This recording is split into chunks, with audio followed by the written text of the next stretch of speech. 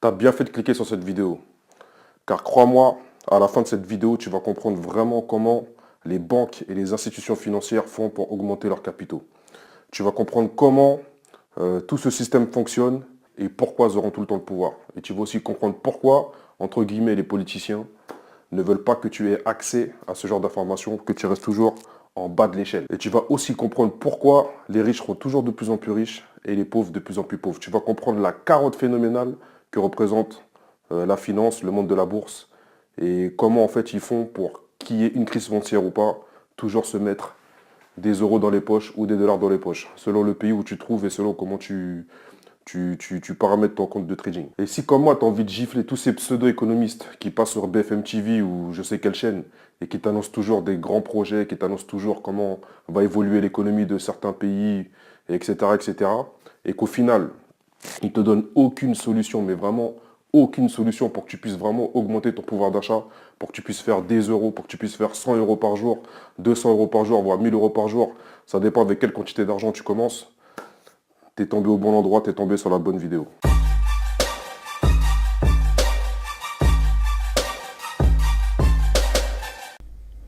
Bienvenue sur Forex Millionnaire Strategy One, j'espère que vous allez bien. Donc j'ai décidé de faire cette formation pour que vous puissiez bien comprendre comment les marchés financiers opèrent, comment ils fonctionnent, puisque j'ai reçu beaucoup de messages et je sais qu'il y a énormément de monde qui ne connaissent rien à la bourse, ça leur fait peur. Ils se posent plein de questions, mais comment ils font, comment ça marche, etc. Donc j'ai décidé de faire cette petite vidéo d'environ 45 minutes, 1 heure, pour que vous puissiez bien comprendre comment tout ce système fonctionne. Voilà, donc je vous invite à prendre une feuille et un stylo et prendre des notes. Donc on va passer directement aux choses sérieuses.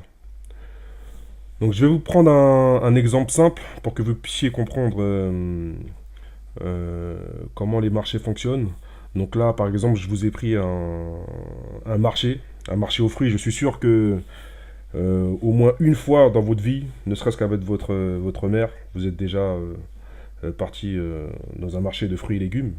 Donc la première question que j'aimerais vous poser, c'est qu'est-ce qui ferait que vous accepteriez de prendre, d'acheter par exemple le kilo de grappes de raisin noir à 1,49 €. Qu'est-ce qui ferait que vous accepteriez ou que vous refuseriez d'acheter cette grappe? Voilà, prenez le temps de réfléchir et dites-moi qu'est-ce qui fait que vous accepteriez ou refuseriez d'acheter cette grappe de raisin à 1,40 €. Ben, en fait, il peut y avoir plusieurs raisons. Donc soit le prix, ou alors la rareté du fruit ou légume en question, ou même la concurrence. Donc je vais vous poser une autre question. Si jamais je m'aperçois que dans ce marché de fruits ou légumes, il y a un autre stand un peu plus loin, avec un petit malin qui me vend les mêmes grappes de raisin à 1 € au lieu de me les vendre à 1,49 €. Qu'est-ce que je peux en tirer de cette situation, à votre avis? Je peux retourner voir l'ancien stand que j'ai vu juste avant et renégocier le prix avec lui, ou alors ne pas le calculer et aller acheter directement ma grappe de raisin à 1 € que j'ai vu un peu plus loin. Donc qu'est-ce que je peux constater dans ce contexte?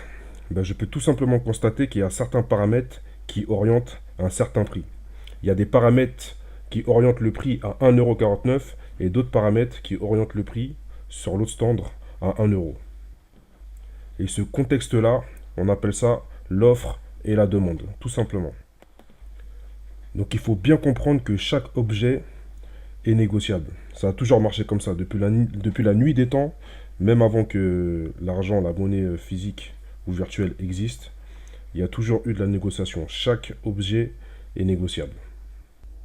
Il se peut que vous ayez déjà vu à la télé sur BFM ou BFM Business ou d'autres chaînes sur la TNT ou le câble, des émissions où on vous montre des graphiques, on vous parle du CAC 40, on vous montre des schémas avec un ensemble de valeurs et vous n'y comprenez rien. Ben, ces graphiques, donc en anglais on dit chart, représentent tout simplement une reconnaissance générale de valeur entre acheteurs et vendeurs, tout simplement. C'est pas très compliqué. Acheteurs et vendeurs se mettent d'accord sur le prix de chaque objet, qu'il a devant lui. Ils se mettent d'accord. Alors je reviens sur l'exemple de la grappe de raisin que j'ai vue à 1,49 € et à 1 € sur la place de marché. Donc là, vous allez voir votre vendeur et vous allez négocier le prix avec lui. Donc, juste le fait de négocier le prix avec le vendeur parce que vous l'avez vu moins cher dans le stand d'à côté, ben, vous êtes en train de négocier le prix. Donc, le prix que vous allez négocier avec lui sera le prix de référence pour l'acheteur qui sera juste derrière vous.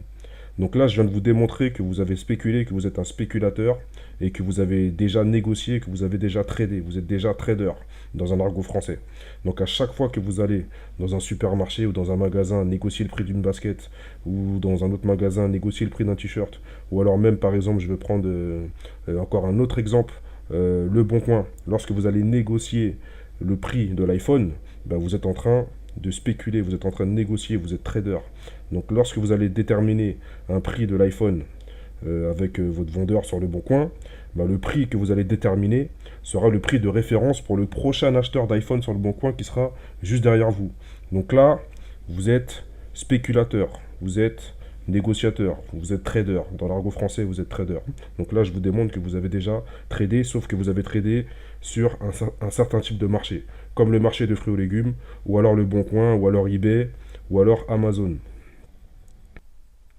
Donc depuis que vous êtes en âge d'avoir de l'argent et des sous dans les poches, vous avez déjà effectué des transactions. Donc de la voiture à la pomme en passant par votre four ou votre villa, leurs acquisitions ont tous un point commun, c'est la négociation. Donc les valeurs que vous voyez sur un graphique ne résultent uniquement d'un consentement entre l'offre et la demande d'un marché. Donc considérez les graphiques et les charts, comme on dit en anglais, les charts de n'importe quelle place de marché, comme le marché du fruit et légumes, ou tout simplement, comme je vous l'ai dit précédemment, Le Bon Coin, eBay ou Amazon. Alors maintenant, je vais vous poser une question, c'est quels sont les buts des marchés financiers? Quels en sont les objectifs? À quoi ça sert? Voilà, je vous laisse réfléchir 2-3 secondes. À quoi ça sert? Quels sont les buts des marchés financiers?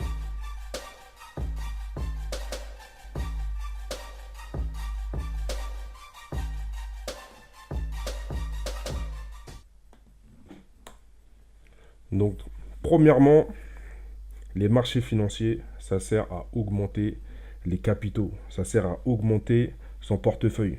Lorsque vous êtes au travail, que vous allez manger dans un restaurant à midi, vous n'avez que 5 euros en poche, vous aimeriez bien avoir une solution pour augmenter ces 5 euros en même pas 15 minutes pour aller rejoindre vos collègues dans un restaurant qui coûte super cher sur Paris à 30 euros le menu. Voilà.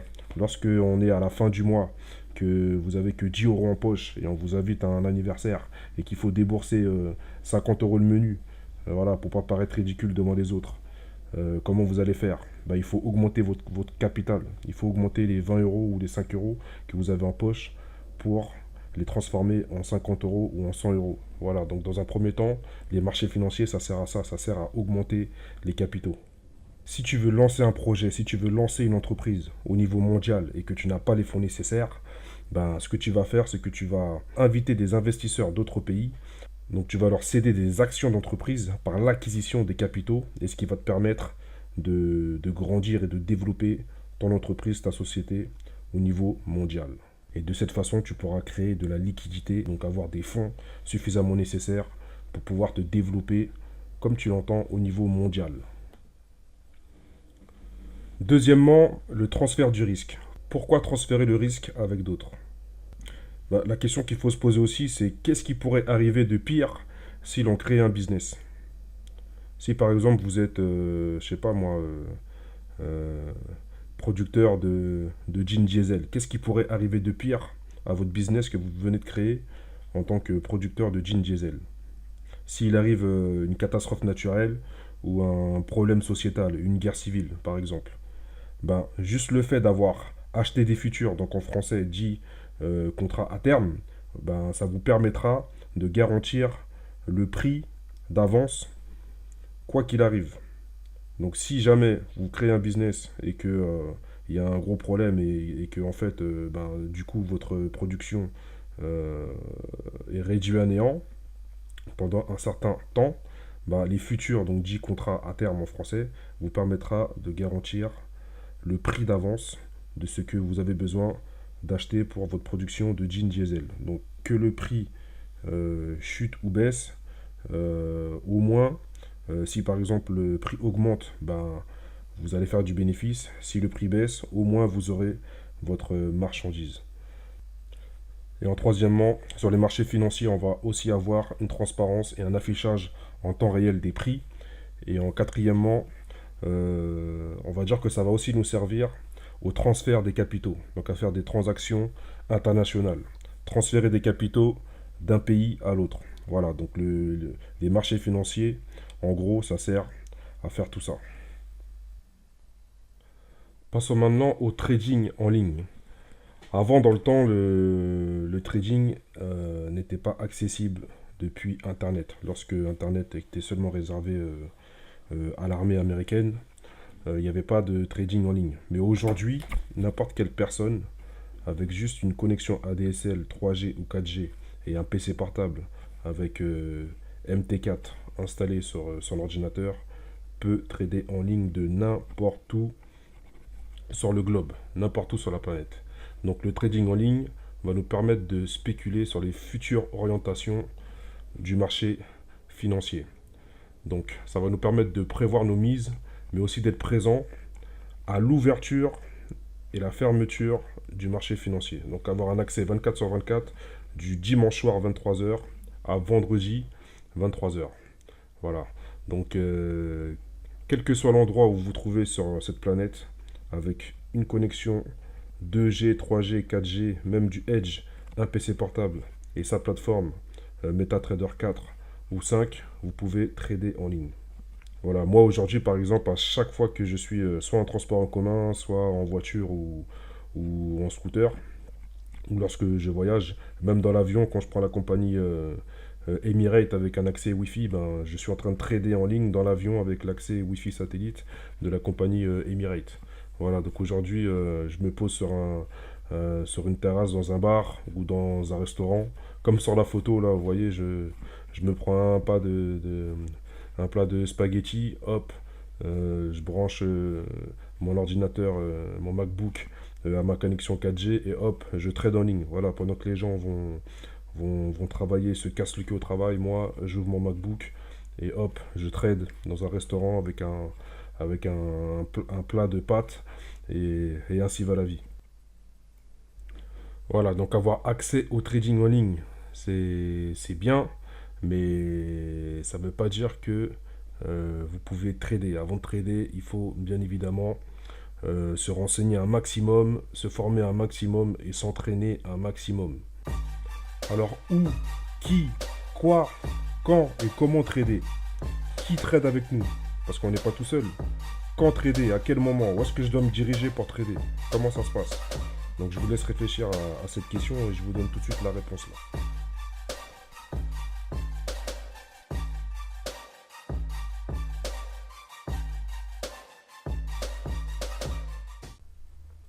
Donc avant de se lancer dans le trading et faire du profit, il y a un tas de choses qu'il faut savoir. Donc déjà, dans un premier temps, il faut savoir ce qui est tradable sur le marché. Qu'est-ce qu'on peut trader sur le marché? Il faut également savoir qui d'autre négocie sur le marché avec nous. Est-ce qu'on est entre particuliers? Est-ce qu'il y a d'autres intervenants, comme les multinationales, comme les grandes organisations, comme les banques, qui eux-mêmes embauchent des traders professionnels pour augmenter leurs capitaux? Et il faut savoir aussi quand et comment on peut réaliser ces trades. Comment on fait? Comment ça se passe? Donc maintenant, on va voir les différents types d'outils que l'on peut utiliser dans le trading. Donc premièrement, les options, qui ne sont pas les options binaires. Donc les options, dans un premier temps, ça nous permet d'acheter à un prix donné, en un temps donné, sans obligation d'acquisition. Mais le problème avec ça, c'est que on ne peut pas déterminer, on ne peut pas savoir à l'avance, par exemple, le prix du pétrole dans 25 ans, dans 30 ans, dans 25 mois, c'est pas possible. À moins d'être voyant, d'avoir une boule de cristal, c'est pas possible de déterminer le prix à l'avance par exemple, du pétrole. Ok. Ce qui fait que la combinaison du prix et du temps est un peu difficile à gérer. Donc c'est pour ça qu'on a les futurs, donc dit les contrats à terme. Les contrats à terme nous donnent une vision sur le long terme. Mais par contre, ça ne va pas nous protéger en cas de revente. Voilà, donc en troisièmement, on a Le spread beating. Voilà, le spread beating, c'est basé sur le concept de paris sportif. Donc, par exemple, si vous pariez sur la montée de l'euro, sachant que c'est calculé en termes de points, si au moment où vous pariez sur la montée de l'euro, vous pariez 1 euro et que les 1 euro valent par exemple 3100 points, donc si vous gagnez votre pari, donc c'est-à-dire que vous avez mis 1 euro, ben, si ça a augmenté de 3100 points, vous récupérez 10 euros. Et le gros plus du spread beating, c'est qu'il n'y a pas de taxe. Les gouvernements ne taxent pas le spread beating. Mais pourquoi ils ne le taxent pas? Parce qu'en fait, il n'y a pas beaucoup de gens qui gagnent de l'argent dans le spread beating. Donc c'est pour ça que les gouvernements ne s'attardent pas dessus. Donc c'est très très populaire, surtout dans les pays anglo-saxons. Mais comme il y a très peu de gens qui gagnent, donc les gouvernements, les États ne se penchent pas sur ce cas-là. Voilà, c'est pour ça que moi, je préfère me diriger sur les CFDs, dits contrats sur différence. Donc les CFDs, ce sont des instruments ou des outils qui nous permettent de spéculer sur les futurs mouvements de prix sans pour autant avoir acquéri en avance. Donc ça nous permet de passer un contrat avec notre courtier, donc pas le marché directement, mais bien le courtier, sur les futurs mouvements de prix. Par exemple, si je pense que le pétrole va augmenter de 1 dollar, donc je fais un contrat avec vous, et s'il augmente de 1 dollar, vous me donnez 10 euros. Si par contre, il se passe le scénario inverse, c'est-à-dire que le pétrole baisse de 1 dollar, c'est à moi de vous donner 10 euros. Voilà, donc les CFDs, contrats sur différence, nous donnent un grand effet de levier et nous permet de spéculer sur les futurs mouvements de prix. Et à la différence des futurs, c'est qu'on peut rester sur une position en short ou en longue. Donc on va voir un peu plus loin dans la vidéo qu'est-ce que ça veut dire short, qu'est-ce que ça veut dire longue. Short, c'est en vente et longue, c'est en achat. Donc on peut rester sur des positions pendant plus de 10 ans, 20 ans, 1 an, une semaine, 2 mois.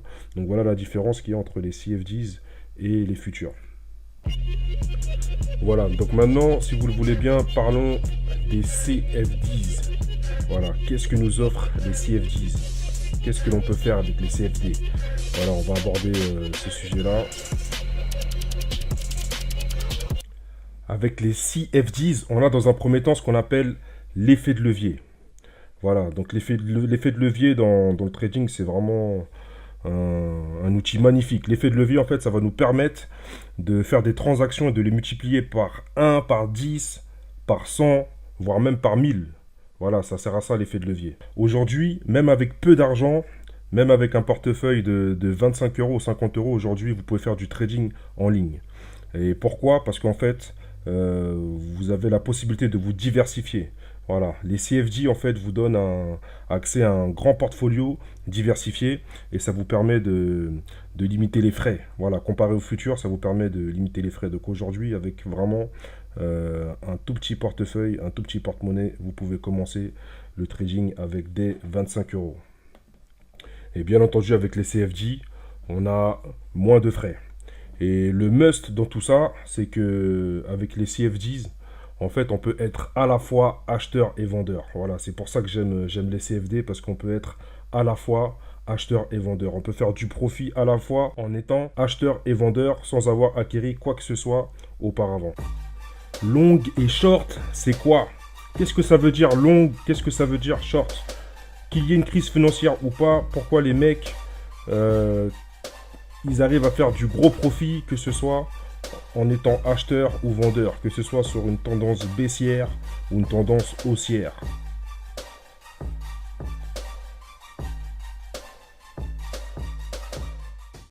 Le short selling, en français, la vente à découvert. Vous imaginez même pas le choc émotionnel que j'ai eu lorsque j'ai découvert ça, c'est-à-dire que dans le trading, qu'il y ait une tendance haussière ou baissière, on peut faire du profit. Donc la vente à découverte, ça vous permet de faire du gros profit lors d'une chute de prix. Donc en gros, vous vendez sans avoir acquis quoi que ce soit, c'est-à-dire que vous n'avez rien dans les poches, vous n'avez pas l'objet en poche sur lequel vous tradez, mais vous pouvez faire du profit avec. C'est magnifique. Donc, lorsque vous sentez que le prix est en passe de chuter, vous verrouillez une vente à un prix ultérieur avéré. D'accord? Vous verrouillez le prix. Et si celui-ci chute, vous pourrez alors dès lors clôturer le trade, donc afin d'acheter l'objet en question au nouveau prix, parce que vous avez verrouillé la vente avant la chute, donc au prix ultérieur. Et maintenant, après avoir clôturé le trade, ben, votre objet il a atteint un nouveau prix. Donc du coup, vous clôturez ce trade. Et si vous pensez que l'objet va atteindre un nouveau prix, mais sur une tendance haussière, ben, vous pouvez répéter l'action, mais cette fois-ci en achat, tout simplement. Mais par contre, à l'inverse, si le prix emprunte le deuxième scénario, c'est-à-dire que au lieu de chuter, il augmente. Ben, quand vous allez clôturer votre trade, à part si vous le clôturez au bon moment, quoi qu'il arrive, si le prix augmente et que vous clôturez le trade trop tard, ben ça va vous coûter de l'argent. Parce que en fait, en ayant accepté de faire cette transaction financière, ben vous avez payer davantage ce que vous avez accepté de vendre. Donc du coup, lorsque vous passez un trade, qu'au final, il emprunte le second scénario, donc au lieu de chuter, il augmente, vous perdez votre mise, tout simplement. Donc pour résumer, le short selling, en français dit la vente à découvert, représente simplement des possibilités de vente et de rachat.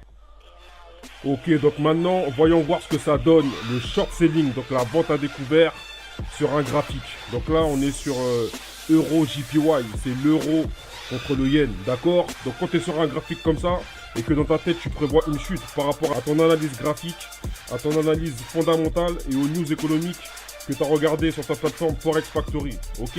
Donc là, qu'est-ce qu'on peut déceler? On peut déceler une zone de consolidation, ok?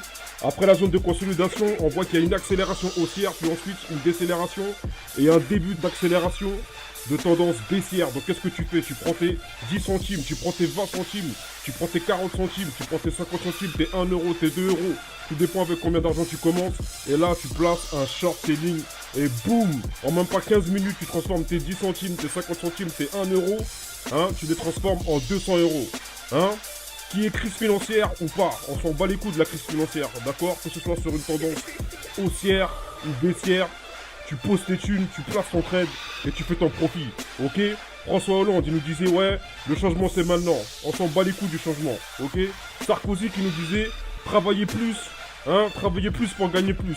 Mon cul, ouais, la seule chose qu'on a à faire, c'est de trader, faire du trading en ligne, hein, repérer les tendances haussières et les tendances baissières. Repérer les zones de consolidation et les zones de grosses chutes ou de grosses montées. Voilà, c'est tout ce qu'il y a à faire. Ok?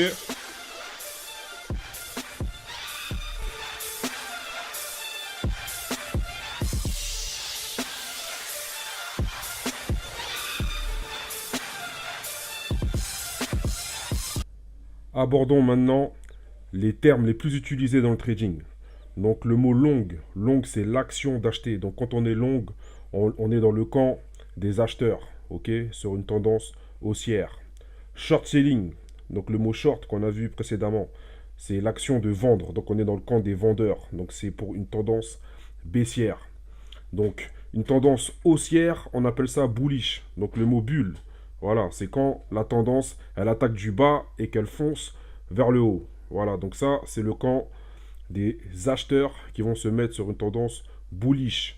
Le mot bear, donc pour une tendance bearish, tendance baissière. Donc c'est une tendance qui va partir du haut et qui va foncer vers le bas. D'accord? Donc ça fait chuter le marché littéralement vers le bas. Donc ça, on appelle ça une tendance bear, donc une tendance bearish.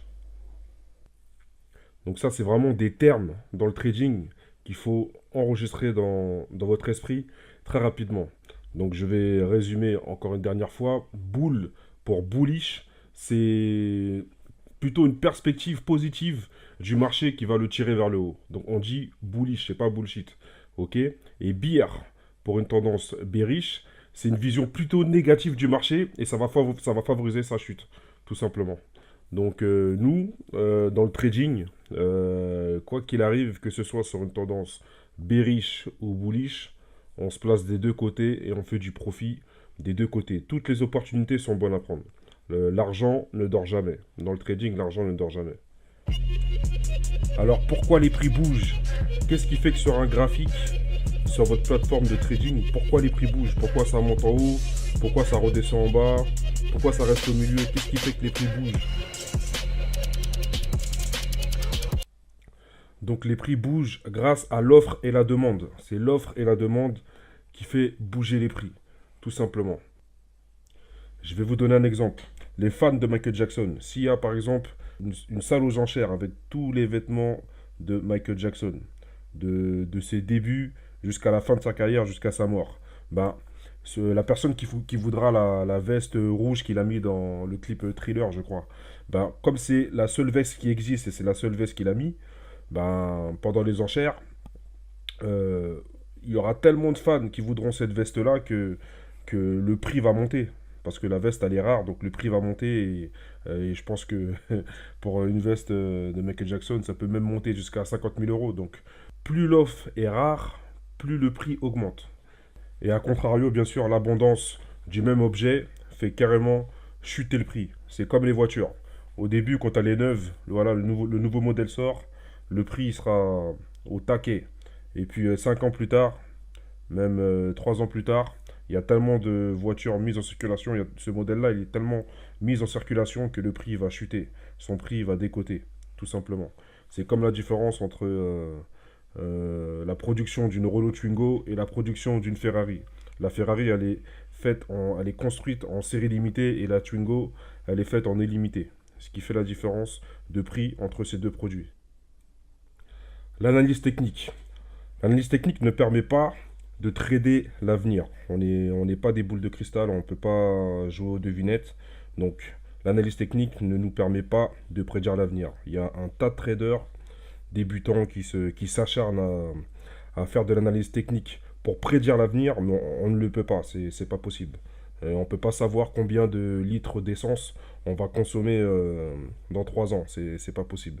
Donc nous, dans le trading, on va se baser uniquement sur les prix passé et le prix actuel. Uniquement sur ça, le prix du passé et le prix actuel. Mais pas sur l'avenir. Ça, on ne peut pas le savoir. Il y a trop de paramètres qui vont influer sur l'offre et la demande. C'est impossible, avec l'analyse technique, de connaître l'avenir. Nous, ce qu'on va faire, c'est qu'on va uniquement se focaliser sur les prix passés et actuels. Rien d'autre. Ça, c'est vraiment la ligne de conduite à avoir lorsque l'on fait du trading, c'est se baser sur les prix du passé et actuel et pas essayer de faire la boule de cristal. Là, vous courez à votre perte. Donc maintenant, vous me direz, mais qu'est-ce que l'analyse technique? Qu'est-ce qui me raconte celui-là avec ces histoires d'analyse technique? Ben, en fait, c'est simple. L'analyse technique, c'est une méthode qui nous permet d'analyser les prix. Dans le trading, nous, notre devise, c'est d'analyser les prix du passé et actuel. Donc cette méthode, elle est dite justement technique et elle se base sur des faits concrets afin de nous permettre de trouver des opportunités de trade. Voilà ce que ça nous permet de faire, l'analyse technique. Ça nous permet de braquer le marché financier à sa source. Comment braquer le marché financier à sa source? Comment le braquer légalement? Trouver des opportunités de trade. Voilà, le trading, c'est l'art d'anticiper les prix de variation. Donc l'analyse technique permet de placer un trade de manière vraiment très pointue, très aiguisée, très précis, et afin de réduire en fait les trades balancés à la va-vite et non réfléchis. Donc c'est vraiment ça l'art du trade, c'est vraiment faire son étude technique et balancer son trade lorsque l'on est prêt. Pas le balancer comme ça au hasard, aller sans analyse et au final perdre tous ses gains. Ok? Donc voilà, c'est ça l'analyse technique. Et lorsque vous allez faire grandir votre compte de trading, là, vous allez pouvoir évaluer votre plan de trading, votre technique de trading. Et à partir de là, ce sera vraiment le départ de votre progression. Plus vous allez faire grandir votre compte de trading, plus cela voudra dire que vous avez évolué dans l'approche et votre technique de trading. Alors maintenant que l'on a toutes ces informations, qu'est-ce qu'on peut faire? Qu'est-ce que l'on peut trader? Que peut-on trader sur les marchés financiers? Nous, dans un premier temps, on va s'intéresser aux devises. C'est le marché du Forex.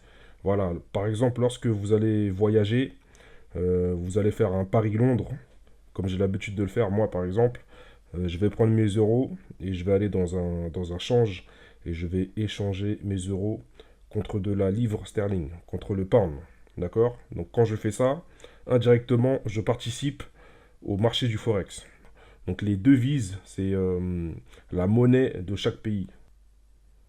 La plupart du temps, les gens, quand on leur parle de bourse, quand on leur parle de devises monétaires, ils sont inquiets parce que les gens ne savent pas ce que c'est. Surtout lorsque l'on a fait, comme moi, un parcours scolaire classique. Donc j'ai un bac plus 5. Et donc avec mon background de bac plus 5, j'ai jamais entendu parler du Forex, de la bourse, etc.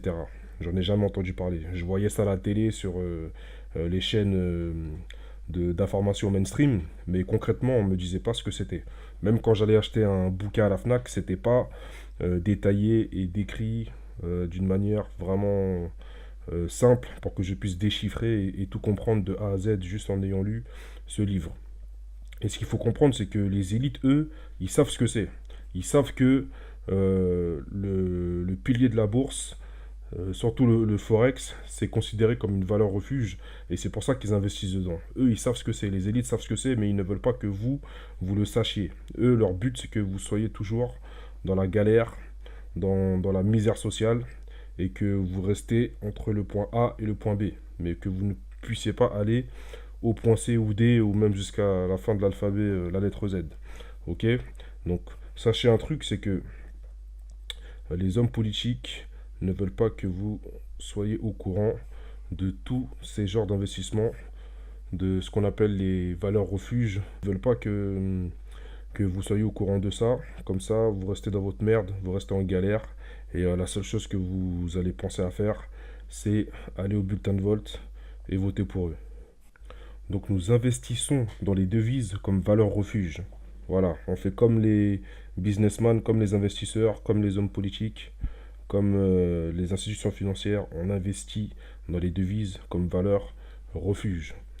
Ok? Et aussi parce qu'on a un véritable retour sur investissement lorsque l'on utilise la bonne technique et le plan de trading.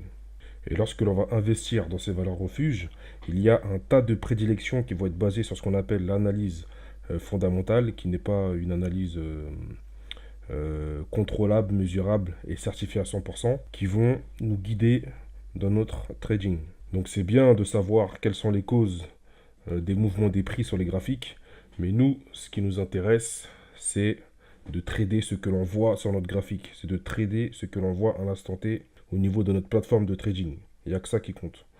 On regarde les prix du passé, on regarde les prix actuels et on regarde ce qui se passe à l'instant présent. Même si il faut prendre en compte l'analyse fondamentale qui va être basée sur des prédilections du passé et de l'instant présent. Donc la ligne de conduite, elle est simple. Nous, on trade le quoi et on laisse les autres se poser la question, le pourquoi du comment, tout simplement. Donc comment on utilise les paires de devises dans le trading? Comment ça fonctionne? Comment on aborde les devises dans la plateforme MT4? Comment ça marche? Comment ça fonctionne? Qu'est-ce que l'on doit prendre en compte?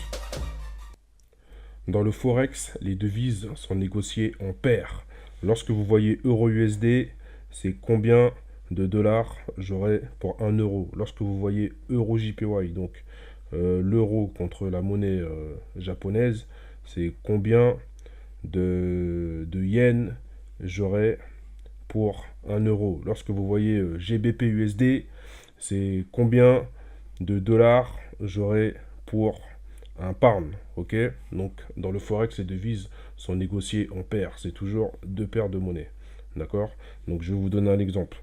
Lorsque vous voulez partir en vacances, je sais pas moi, vous voulez partir à Los Angeles par exemple, il va falloir que vous obteniez des dollars pour faire vos achats, prendre votre hôtel et puis passer vos vacances aux États-Unis. Donc lorsque vous allez vouloir obtenir ces dollars, est-ce que d'après vous, votre banquier, il va vous les donner tout de suite ou alors il va falloir qu'il négocie votre monnaie locale? Donc en l'occurrence, là, si vous êtes français ou n'importe quel pays de la communauté européenne, ce sera de l'euro. Est-ce qu'il va vous les donner tout de suite ou alors est-ce qu'il va les négocier?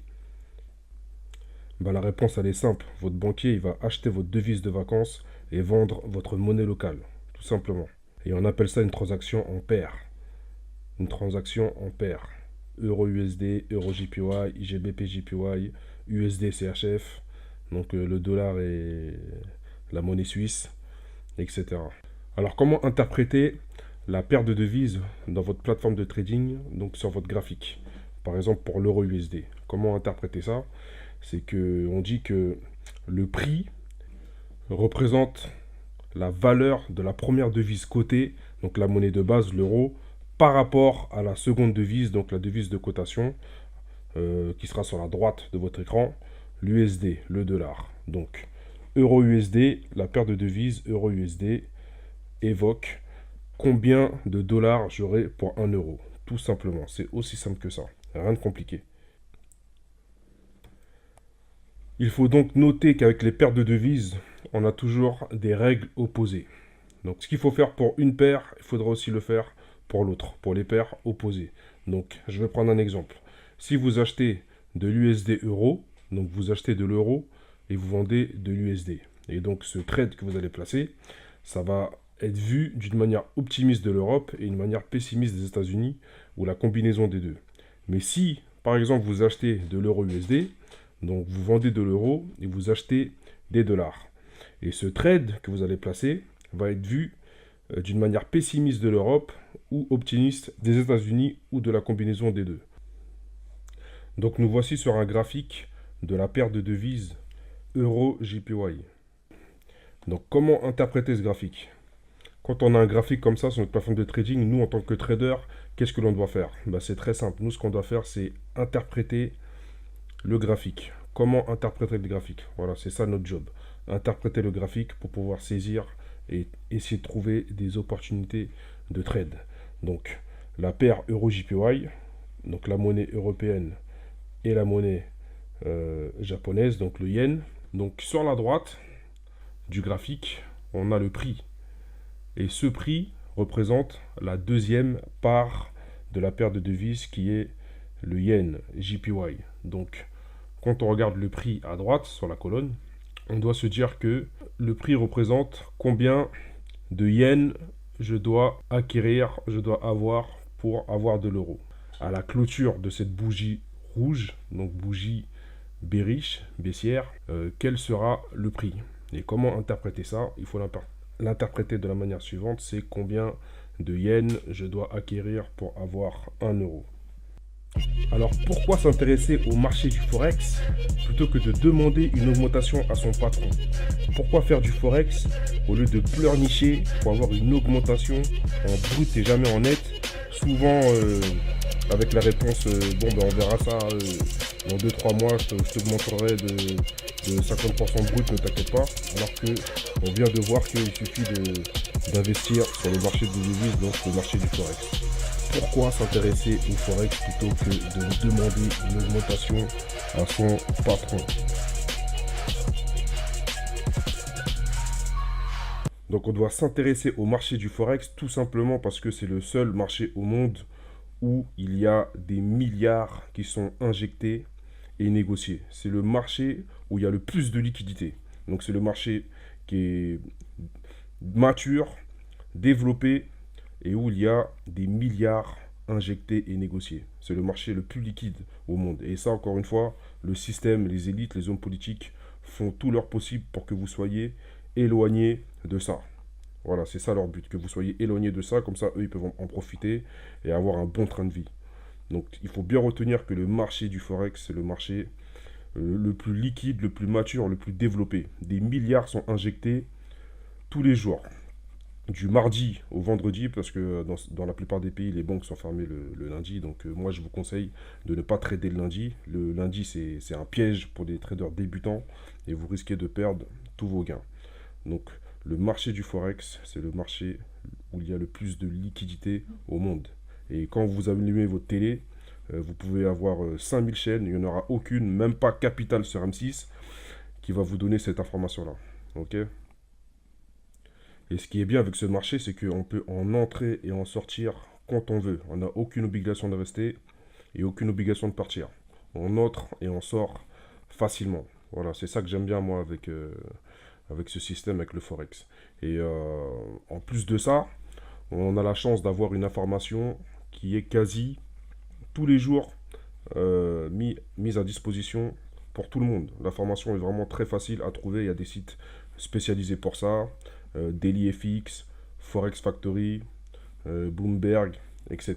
Ok, donc nous, en tant que trader, sur notre plateforme, on va se personnaliser des graphiques. Donc on va y mettre ce qu'on appelle des indicateurs. Chaque trader a son point de vue, chaque trader a son système, chaque trader a ses indicateurs pour pouvoir se fier à celui-ci et saisir des opportunités de trade. Et surtout, ce qui est important dans le trading, c'est qu'il ne faut pas laisser place à l'émotion. Parce que plus vous allez être émotionnel, plus vous allez complètement détruire votre compte de trading. Donc quand vous êtes devant votre ordinateur, vous devez agir comme un robot. Vous êtes comme un sniper et vous snipez les opportunités. Voilà, il n'y a pas de place à l'émotion. Vous faites comme Terminator, vous prenez votre fusil et vous snipez les entrées et les sorties et les opportunités de trade. Alors, les brokers qui vous donnent accès à la plateforme de trading, donc qui vous donnent accès au marché. Donc le broker, c'est l'intermédiaire entre vous et le marché, vont vous donner accès aux devises, mais vont aussi vous donner accès aux matières premières. Vous allez pouvoir trader les devises et trader les matières premières. Donc dans un premier temps, au niveau des matières premières, on va s'intéresser aux énergies. Donc dans le trading, les énergies comme le pétrole, le gaz, etc. sont des instruments très volatiles sur les graphiques. Quand je dis volatile, c'est-à-dire que sur votre graphique, vous allez avoir des grands mouvements de prix. Et ces grands mouvements de prix sont dus à plusieurs facteurs. Donc ça peut être le régime politique du pays en question, une économie instable, les ressources, l'éducation, etc. Donc dans chaque région, il y a une fiscalité qui est appliquée, donc ça agit sur les prix. Il y a vraiment un tas de paramètres qu'il faut prendre en compte. Chaque région, chaque pays a ses propres paramètres et ça a une influence sur les prix. Et surtout au niveau des matières premières, il y a vraiment de la grande volatilité, des grands mouvements de prix. Et plus il y a de la volatilité, donc plus il y a des grands mouvements de prix, plus il y a des opportunités de trade. Et nous, c'est sur ça qu'on va se focaliser.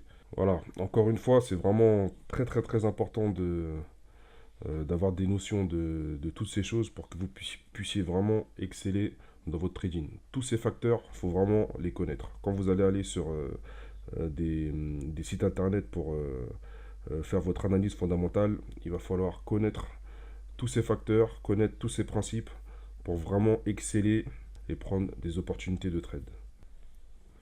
Alors voici toutes les énergies qui nous offrent des opportunités de profit dans le trading. Les énergies les plus tradées. Donc on a le pétrole brut, le Brent, l'essence, le chauffage et le gaz naturel.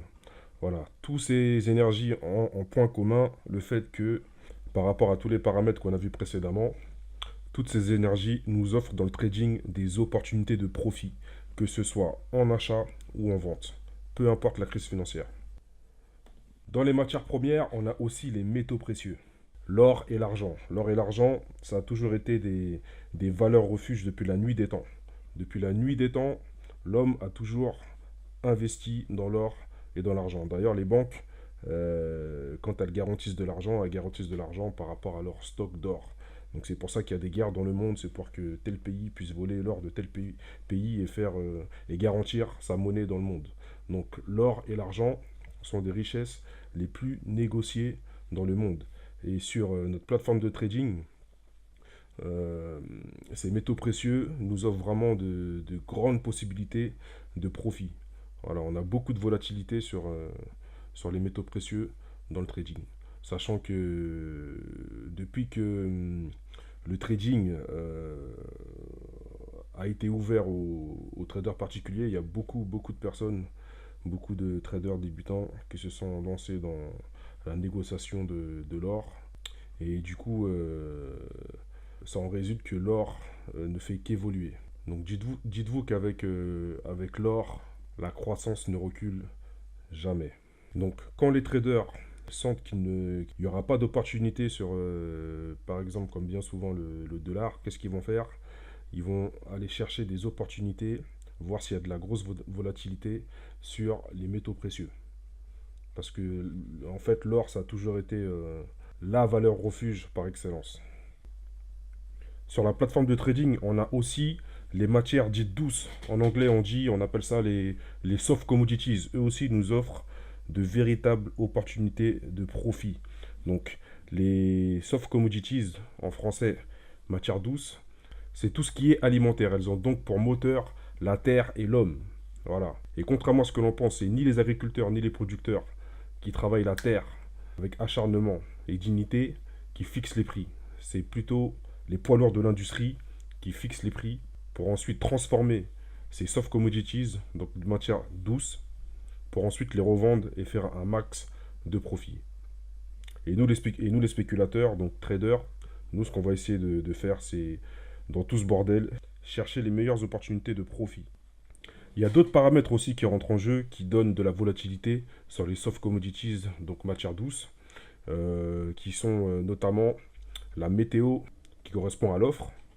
Un producteur de maïs ou de chou-fleur, sa récolte, sa production va bien sûr dépendre de la météo, donc dit l'offre. On a aussi tout ce qui est questions sanitaires et les exigences normatives, donc qui correspond à l'offre. On a aussi les effets de mode, qui correspond aussi à l'offre. Chaque année, chaque saison, chaque siècle, sa mode. Et on a aussi les évolutions économiques et les problèmes de sécurité liés à la consommation de la denrée. Donc ça, par contre, ça correspond à la demande. Je vais vous donner un exemple qui affecte la demande. Lorsqu'on a des problèmes comme en Europe de vaches folles ou de poulets infectés ou de poulets aux antibiotiques, tout ça, ça affecte la demande. Et pour finir, on a aussi la possibilité de trader les actions et indices de marché, qui pour le coup est très à la mode en France. Mais par contre, il y a beaucoup de désillusions sur les actions et indices de marché.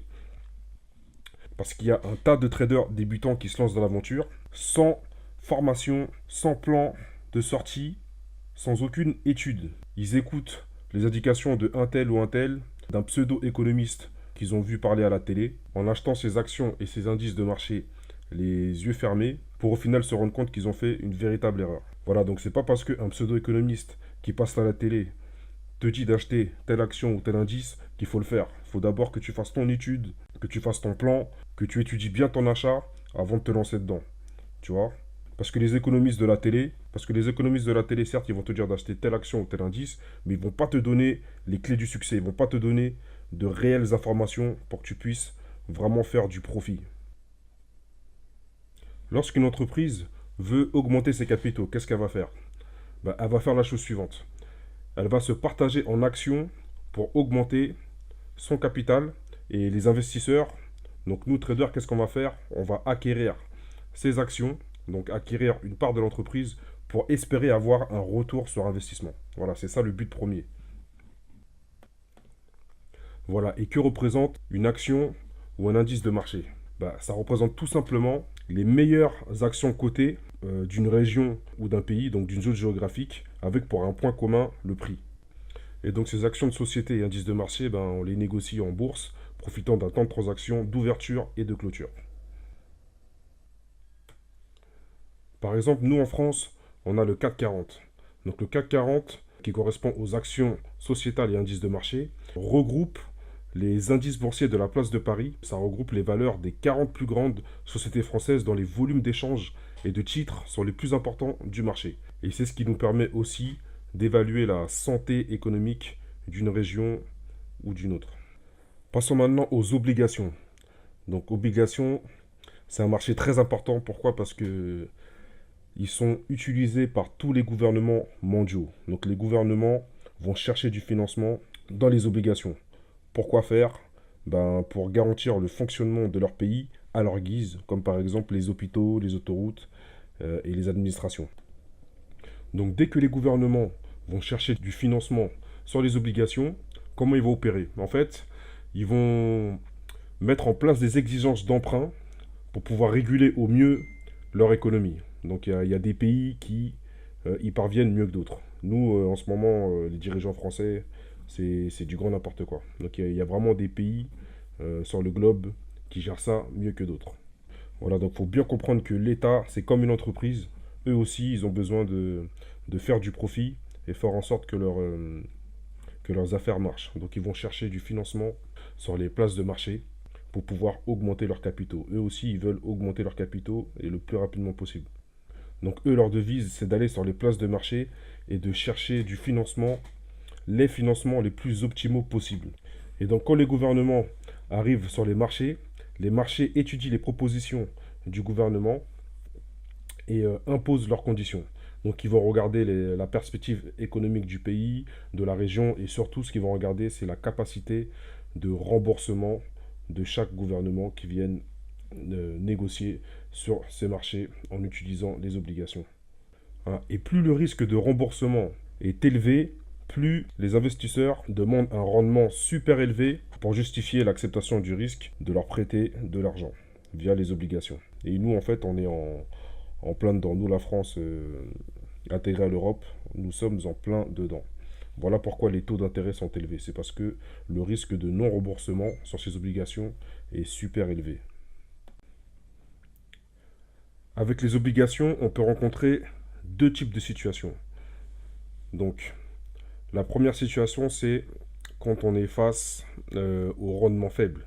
Donc, je vais prendre l'exemple de l'Allemagne. D'ailleurs, à la télé, hein, quand on allume la télé, il y a tous les dirigeants français qui vont vous dire oui, l'Allemagne a réussi ceci, oui, l'Allemagne a réussi cela, oui, l'Allemagne, c'est le premier élève de l'Europe, etc., etc.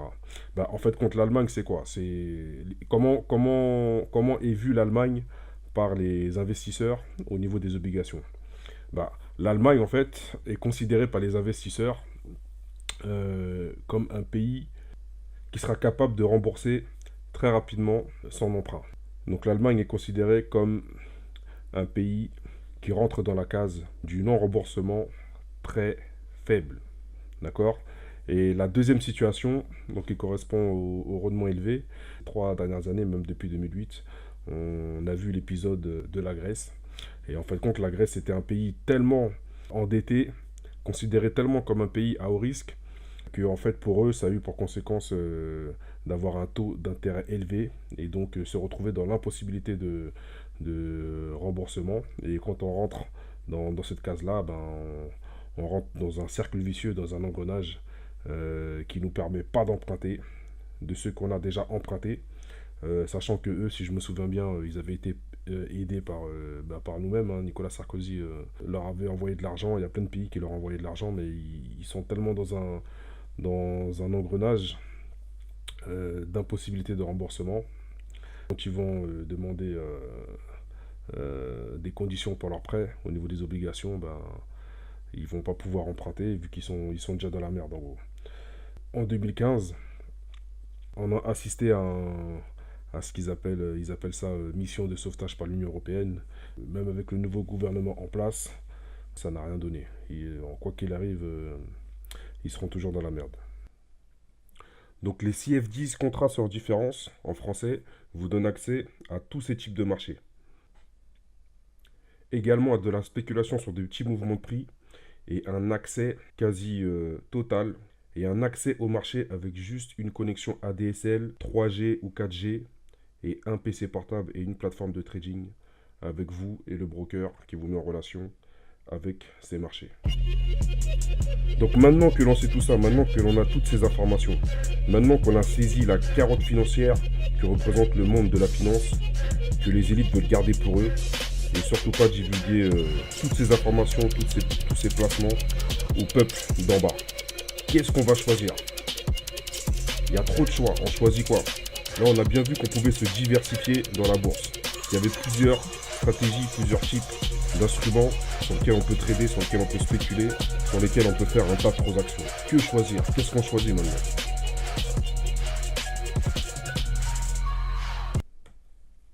Donc on a vu sur notre plateforme de trading que le Forex nous offre un portefeuille bien garni.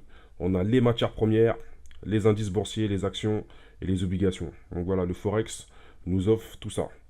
Et moi personnellement, après avoir tout testé, je m'intéresse plutôt aux devises. D'accord? Donc chaque trader a ses opinions, son point de vue, et chaque trader choisit la composition de son portefeuille. Donc on a vraiment un large choix. Donc il y a plusieurs types de traders. Vous avez les traders les plus avancés. Donc eux, ils vont se diversifier. Ils vont toujours prendre ce qu'on appelle des paires opposées. Par exemple, moi, je me suis aperçu que quand la paire euro-USD montait, bah, il y avait la paire USD-CHF qui allait dans l'autre sens, simultanément. Voilà, donc moi j'aime bien trader uniquement, par exemple, sur euro-USD et USD-CHF. Parce que quand l'euro-USD descend, il y a l'USD-CHF qui monte. Voilà, donc quand on est trader débutant, ça, par exemple, on ne le sait pas. Donc, en fait, il y a moyen de faire du profit simultanément sur deux paires. On voit une zone de consolidation, puis une montée sur l'euro USD. On place un trade, boum, en achat. Et on va faire l'inverse de suite sur USD CHF. Et donc voilà, donc il y a ce type de trader. Et il y a d'autres traders qui, eux, vont seulement trader sur un seul type d'instrument, en tradant que sur un seul type d'instrument, en tradant que sur une paire, par exemple, lorsqu'on choisit les devises dans le Forex. Ben, certes, on va apprendre par cœur cette paire, mais quand il n'y aura pas d'opportunité sur cette paire, il y aura des opportunités sur d'autres paires. Quand on fait ça, ben, on rate les autres opportunités. Donc moi, ce que je conseille, c'est de choisir 4 paires majeures. Moi, par exemple, je fais Euro-USD, USD-CHF, GBP-JPY et USD-CAD. Voilà, ça, c'est mes 4 paires favoris. Et quand il n'y a pas d'opportunité sur l'une, je vais chercher des opportunités sur d'autres. Voilà, je ne dépasse pas 5 paires. Je ne dépasse pas 4 paires. 4 paires, c'est suffisant. Voilà, parce que moi, au début, quand j'étais débutant, j'ouvrais un maximum de paires. À un moment donné, même ma plateforme buguait. Quand il y avait des grosses annonces économiques qui arrivaient, ma plateforme faisait passer l'information des grosses annonces économiques sur chaque graphique, sur toutes les paires ouvertes, et ça faisait bugger mon portable, mon PC portable, et je pouvais passer aucun trade, et je ratais des grosses opportunités.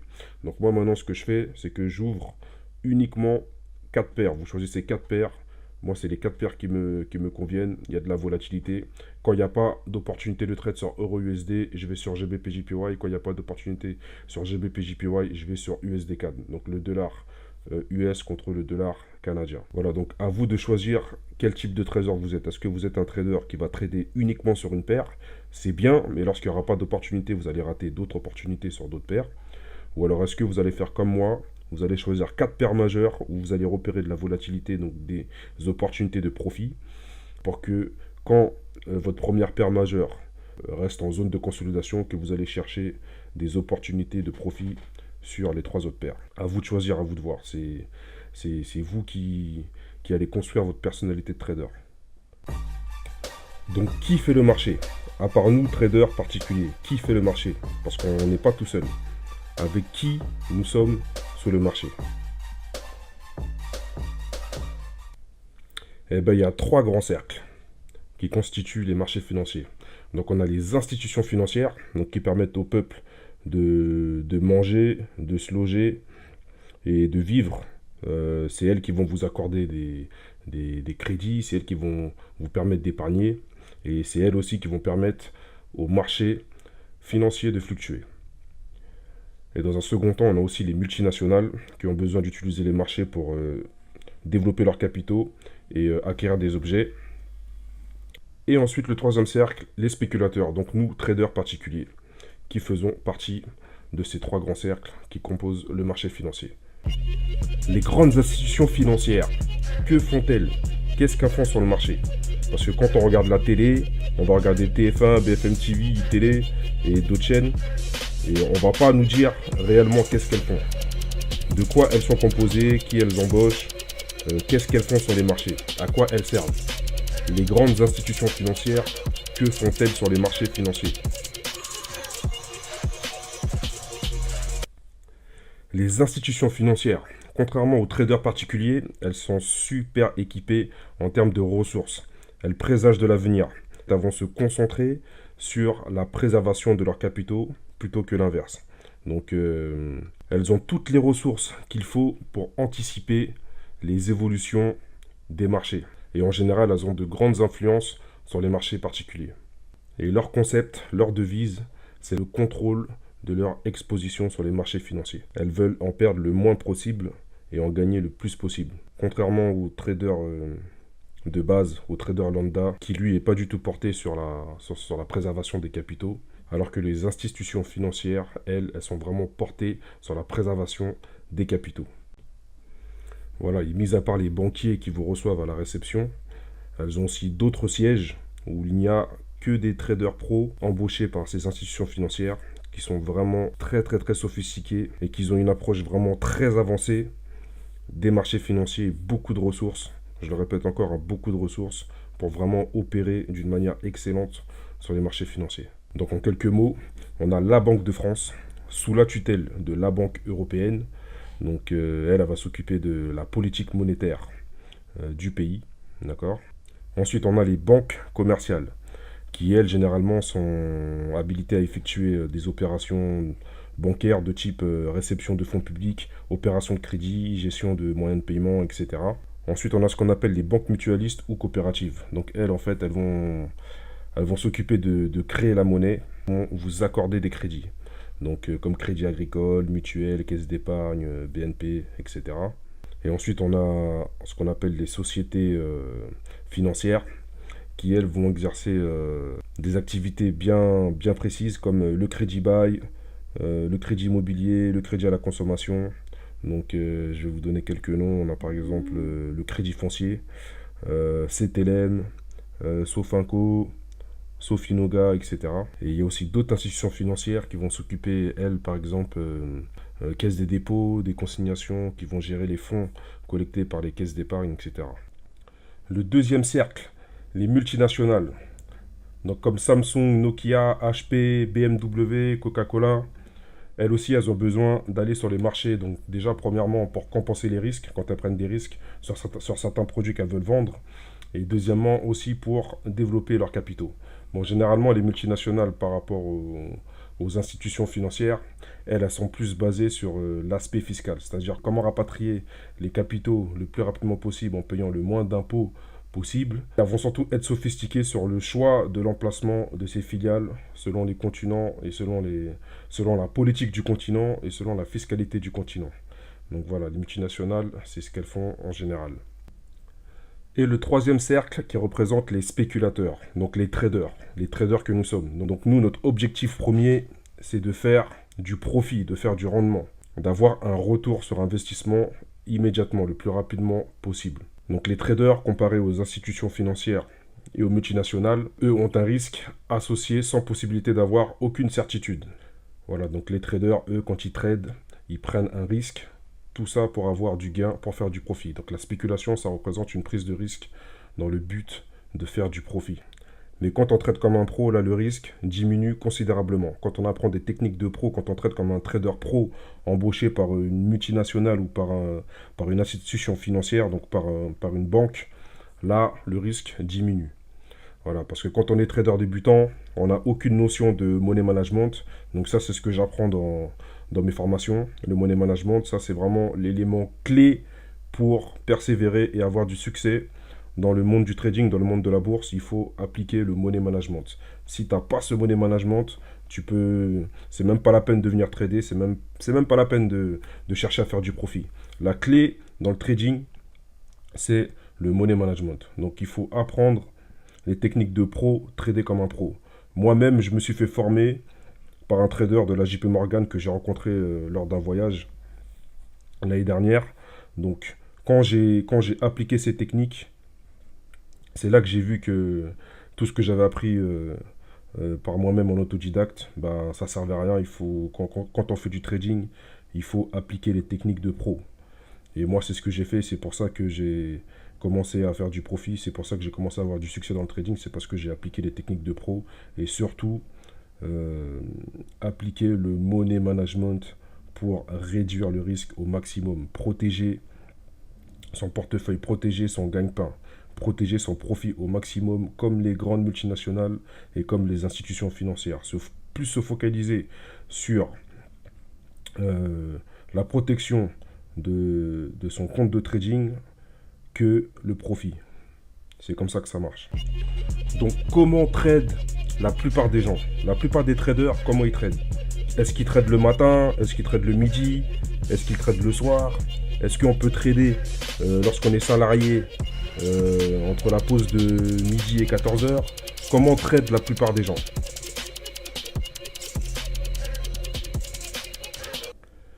Parmi les traders, il y a ceux qui vont faire l'analyse fondamentale.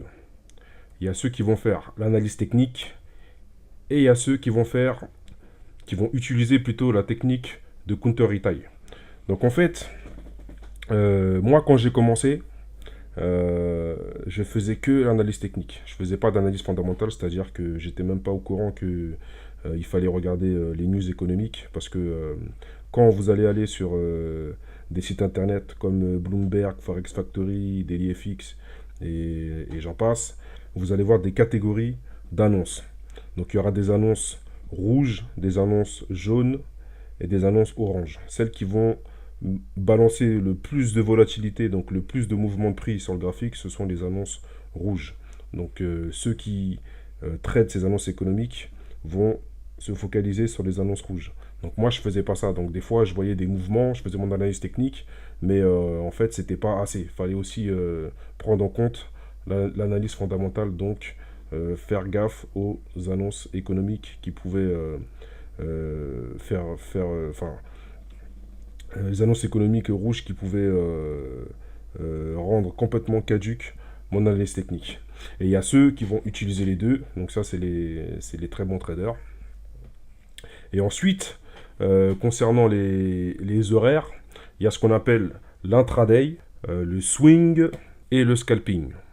Donc moi, ce que je fais depuis que je ne suis plus salarié et que je fais ça à plein temps, je fais ce qu'on appelle du scalping et du day trading. Des fois, quand j'en ai marre de trader, je vais plus me focaliser sur un swing.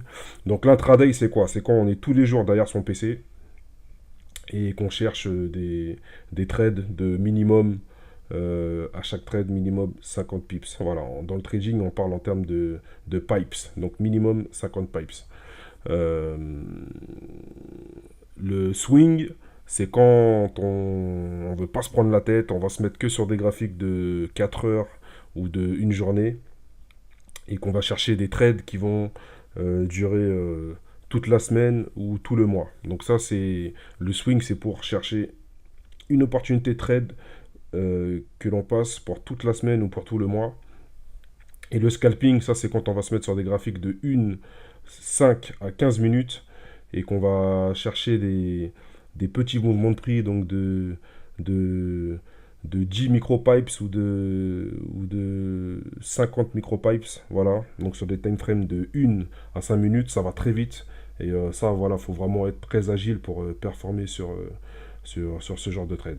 Donc voilà les différents types de traders. Donc il y en a qui vont faire de l'intraday, il y en a qui vont faire du swing, et il y en a qui vont faire du scalping. Donc ça je vais le développer dans mes futures formations.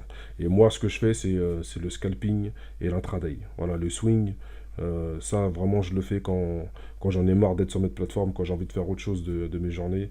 Je vais chercher des signaux de swing pour passer un seul trade pour la semaine ou pour le mois. Mais ça, par contre, faut avoir le cœur solide. C'est vraiment le swing. Pour moi, c'est du stress. Voilà, c'est du stress. Donc c'est pour ça que moi, je préfère me focaliser sur l'intraday et le scalping. Parce que l'intraday, on peut le faire quand on est salarié. On peut trader, on peut chercher des signaux juste avant d'aller au travail. On peut chercher des signaux pendant la pause de midi. On peut chercher des signaux pendant la pause de l'après-midi. Et on peut chercher des signaux le soir quand on rentre du travail. Et le scalping, c'est pareil. Voilà. Et le swing, voilà, si de base on n'est pas une personne stressée, ben on peut se focaliser sur le swing, c'est-à-dire qu'on cherche des signaux uniquement pour le laisser tourner toute la semaine ou le laisser tourner tout le mois, et là on est tranquille. Mais c'est clair que quand on fait du swing, par contre on ramasse plus gros, le profit est nettement plus élevé. Vous voyez là par exemple, j'étais en Asie. Donc quand j'étais là-bas, j'ai rencontré une tradeuse professionnelle. Donc c'était sur un vol interne. J'allais de Koh Samui à Bangkok. Je rentrais à Bangkok. Et il y a ma femme qui me dit, tiens, regarde, il y a la fille là, elle fait la même chose que toi sur ton téléphone. Et donc moi je me dis, mais qu'est-ce que tu me racontes là? Et effectivement, je tourne ma tête. Et je vois la fille qui fait du trading sur son téléphone. Elle était là au téléphone avec un ami à elle.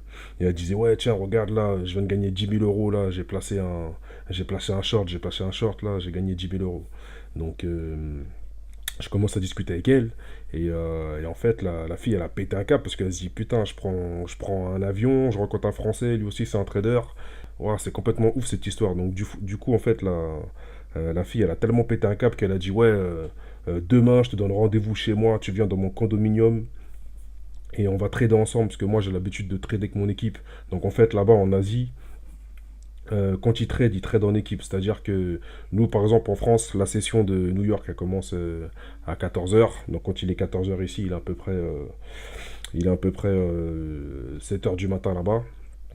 Et pour eux en Asie, ça correspond à 20 heures du soir. Donc en fait, ils font un repas du soir, ils se regroupent. Ils se regroupent tous chez elle, dans son condominium. Elle habite au 29e étage. Voilà, elle a un appartement de ouf. Et ils se retrouvent tous là-bas.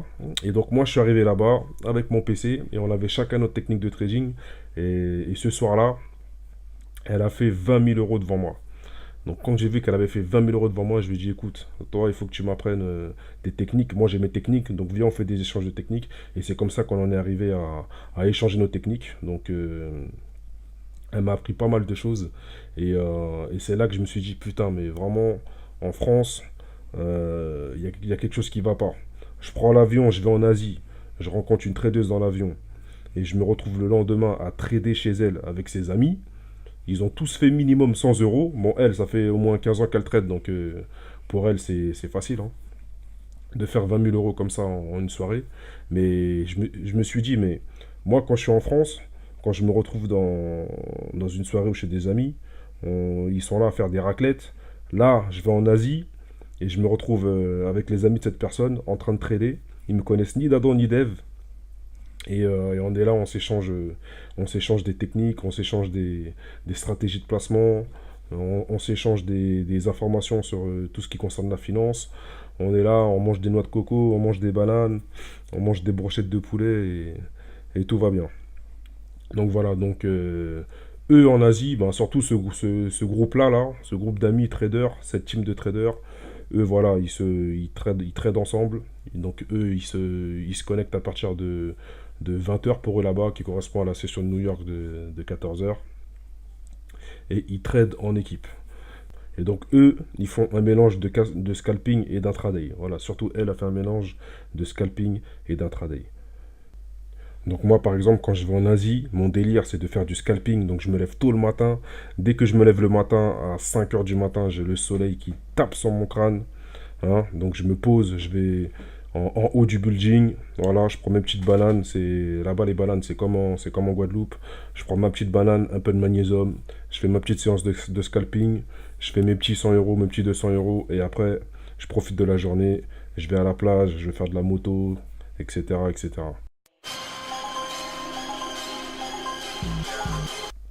Et quand je suis posté là sous le soleil avec ma plateforme de trading, je me dis putain, quand je pense que pendant 8 ans j'étais salarié et j'aurais pu profiter de ça pendant 8 ans. Ça veut dire que moi, pendant que je trade, il y a des gens qui se lèvent tous les matins pour courir derrière un bus, arrivant en retard au travail, se faire réprimander, recevoir des ordres d'une personne plus bête que toi, pour au final après rentrer chez toi, être dans le train-train quotidien, métro, boulot, dodo, payer un max d'impôts, passer 9 mois dans le froid pendant l'hiver, alors qu'il y a des traders qui passent leur journée à trader sous le soleil.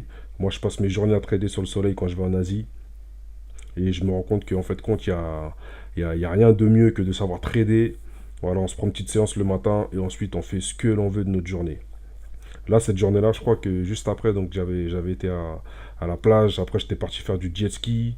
Après, j'avais fait de la motocross. Et après, j'avais terminé ma soirée au bord d'une plage avec un putain de smoothie mangue banane. Et voilà. Donc tout ça pour vous dire que chacun son style de trading. Vous, quand vous allez commencer à trader, vous allez trouver vous allez, vous allez trouver vos horaires. Vous allez trouver votre style de trading. Vous allez trouver votre paire, sur quelle paire vous allez trader.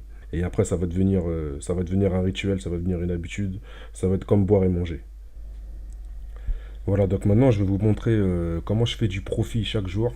Donc je vais filmer mon écran et je vais vous montrer comment je prends régulièrement ce qu'on appelle des setups. Donc des setups, c'est des confirmations de retournement de situation pour pouvoir placer des trades. Donc trouver une opportunité pour faire du profit. Donc, s'il n'y a rien de compliqué, tout ça, je vais le montrer dans mes prochaines formations. Là, je vais vous montrer sur mon écran directement dans un cas concret, même des cas concrets, comment je peux faire entre 50 et 80 euros en même pas 10 minutes. Allez, à tout de suite. Donc voici un début de tendance bullish, donc tendance haussière. Donc ici, j'ai ma pattern de retournement de situation, j'ai mon indicateur qui m'indique que on est probablement dans une future tendance bullish, donc tendance haussière. Donc sur la paire GBP-USD, donc on est sur le Forex, sur la devise GBP-USD, donc la monnaie londonienne contre le dollar, j'ai placé ici 10 centimes et je suis en train de les transformer en 165 micropips et moi je vise 500 micropips. Ok. Pareil sur la devise, donc sur la paire euro-USD. Donc c'est l'euro contre le dollar. J'ai repéré aussi une tendance bullish, donc une tendance haussière. J'ai ma pattern de retournement de situation. J'ai mon indicateur qui m'a dit que probablement on est dans une tendance bullish. Ok. Donc là, comme vous pouvez le constater sur mon compte réel ici, donc j'ai placé 15 centimes plus 10 centimes, il n'y a même pas 2 minutes. Et donc 10 plus 20, 10 plus 15, ça fait 25 centimes. Donc les 25 centimes sont en train de se transformer en 10 euros, en même pas une minute. Ok. Donc je vais laisser ce trade-là tourner toute une journée, voire toute une journée plus une nuit. Parce que je vais me faire un petit swing. Et on va voir ce que ça va donner. Mais tout ça pour vous dire qu'il n'y a pas besoin de travailler plus pour gagner plus. Il faut juste trader plus avec une bonne stratégie pour gagner plus. Tout simplement.